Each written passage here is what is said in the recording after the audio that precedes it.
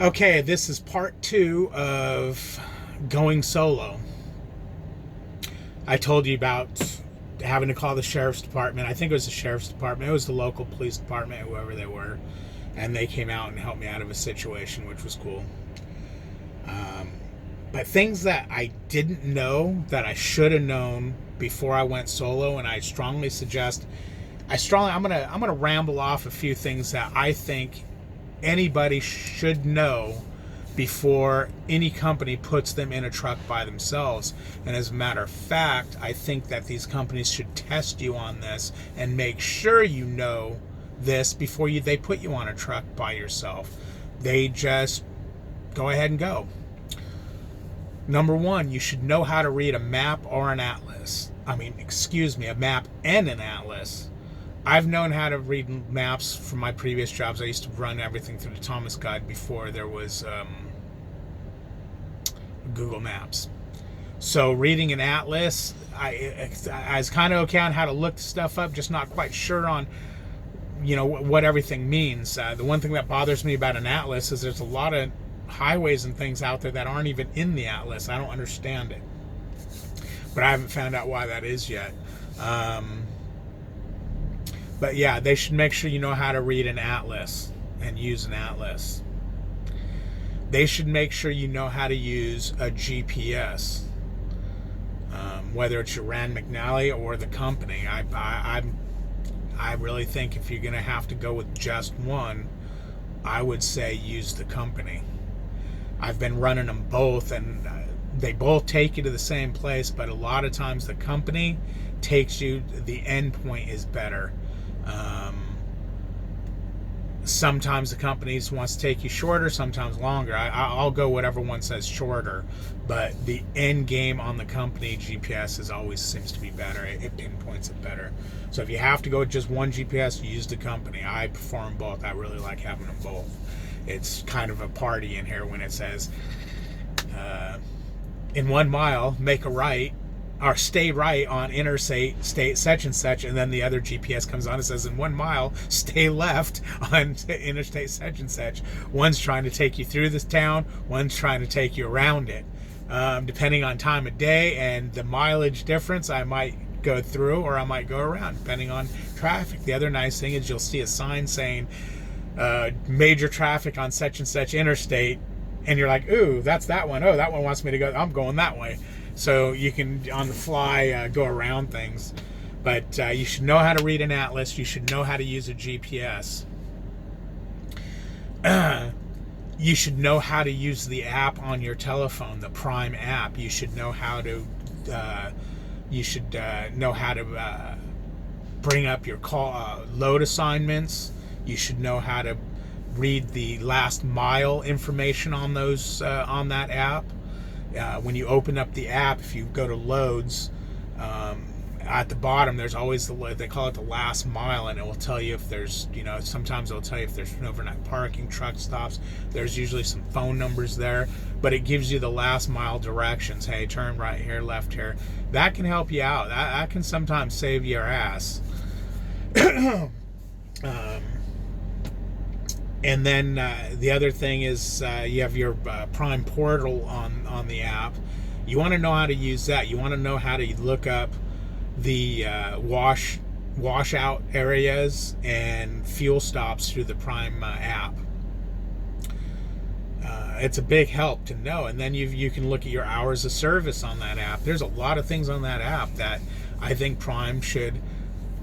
What's it going to take, an hour to make you go through on and learn all that stuff before you upgrade?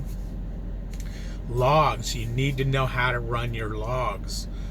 Prime has you do a log class, which is fine and dandy. I knew nothing about how to run my logs when I left solo, and I did that logs class. That's because the whole time on my trainer's truck, we were doing logs wrong and very minimal logs. So I did the class, and it's like, okay, I think I know what they want me to do. And then I left and did it. Well, I was smart. After about a week, I called logs, and I'm driving. I called her up. I said, hey, can you do me a favor? Can you look at my last week's worth of logs and tell me what you think? she came back and she said, well, yeah, it looks great, except you're logging way too much on duty time. Now you might think, well, okay, what's the big deal about that? Logging on duty time, you're staying off your drive clock. Well, on duty time eats up your 70-hour clock. And you don't need all that on duty time. I arrived at a shipper. Let me go on duty to unload the truck. You go on duty, you open the doors, you back into the doors, you wait 2-3 hours for them to unload you. You close the doors, now you go off duty. No, that's not the way it works. You log 10-15 minutes maybe for unloading or loading, and then you're off duty. You get out of that clock and stay out of that clock.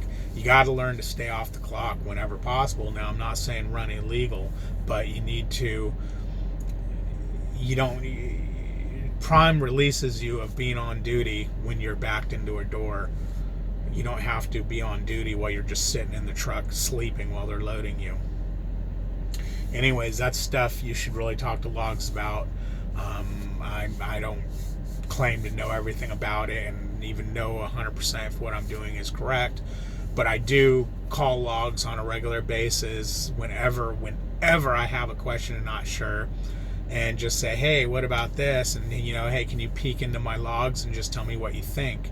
That is a good thing, to have them just look at your logs and tell them because they'll see something that you're doing wrong, and catch it before you're going to get a big old ticket. Or like I was doing, I was eating my clock away, man, big time, just losing my clock because I was on duty way too much. I mean, every time I'd pull into a place, on duty, open the doors, off duty, on duty, close the doors, off duty, on duty to check out, on duty, okay, I'm gonna go drive, I'm just on duty. No, you can't do that. Not if you're planning on making a living at this trucking deal.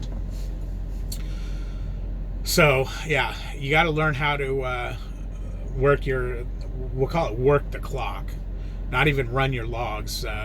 Running your logs is something different entirely. So you learn to run your logs, and now you're going to learn to work your clock. What I mean by that is, now you need to know when to go off duty, when to go into personal conveyance,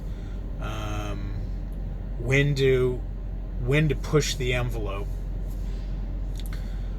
When I first got out here solo, one of the things that made me almost get a service failure on my very first load is I would run my clock and have a couple hours left. I would always start looking to shut down 2.5-3 hours before I needed to shut down if it was nighttime, because it's hard to find parking at night. Now, one of the mistakes I would make would be I would pull in, oh damn, there's a park spot, and shut down, done. I got 3 hours left on my clock. Well, I could have been driving. Now, these days, depending, I actually pre-plan and know that I need to drive at least this many miles per day to get to where I'm going. And I always try to, whenever possible, shut down at a shipper or a receiver. And that way you can be, you don't have to run your clock to get there, to drive 10 miles from a truck stop and start your clock when it didn't need to, because you're going to just sit there all day waiting to get loaded or unloaded. So whenever possible, sleep at a shipper or receiver. Sleep as close to the shipper or receiver if possible, if they won't let you stay on the property. I mean, I've slept on the side street right around the corner from them. You got to work that clock. Now, that's where the old, oh, but I got to have a shower every day. Well, then, yeah, you're going to have problems. Now, is it possible to get a shower every day? Absolutely, because if you sleep at a shipper or receiver, you still have to do a 30-minute break somewhere, which you can do at a truck stop and run in real quick and take a shower. I just can't take a shower in 30 minutes.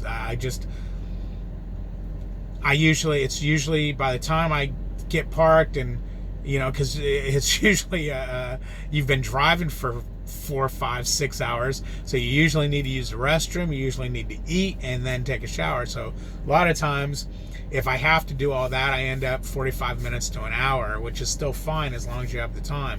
But there are times that you're not going to get a shower. Just be prepared to deal with that. It's not a big deal. Yeah, they have baby wipes. They have all kinds of stuff out here. You can stay clean. You can brush your teeth in this truck. You don't need a bathroom. As a matter of fact, I won't brush my teeth in one of those bathrooms unless I'm taking a shower, because it's disgusting. Who wants to stick a toothbrush in your mouth when everyone's crapping all over the place and there's fecal matter blowing around? Now you're freaking jamming shit down your throat. No, not me. Grab my toothbrush, toothpaste on it, take a little bit of water, wet my mouth, wet my brush my teeth right here in the truck, and you just spit it into an empty bottle like you're chewing tobacco. It's disgusting. You got a nice, clean, empty, fresh bottle of water, empty bottle. You swish around, spit it in empty. Swish around, spit it in the empty. When it's all done, you put the cap on, you put it in your trash bag, that your trash goes out every single day.